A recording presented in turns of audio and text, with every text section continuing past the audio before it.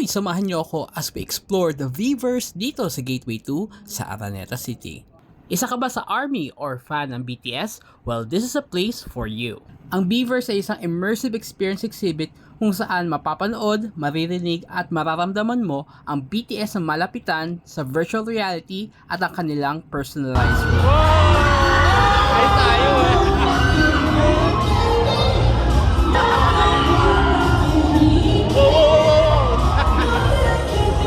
And as you can see sa reaction ko, napaka up close and immersive na experience kahit virtual reality lang.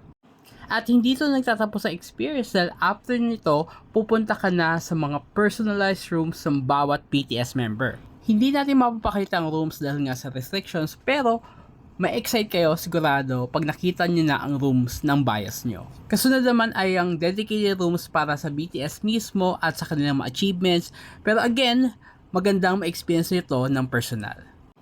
At the end of the experience center, syempre nandyan ang kanilang official store kung saan mabibili mo ang iba't ibang merch ng iyong mga bias or kung gusto mo, bilihin mo na lahat.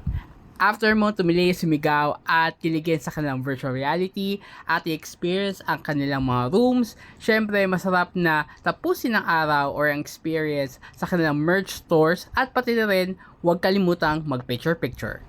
One of a kind talaga ang experience dito sa Weverse, whether you're a moderate fan or a hardcore fan, bagay na bagay talaga sa ito. Again, Weverse is located at Gateway 2 Araneta City and it is now running until August 15, 2024 and you could get your tickets at store.ticketnet.com.ph. Muli, ito si FPJ Jr. at samahan niyo ako sa aking next adventures. Keep safe and dry. Borahay!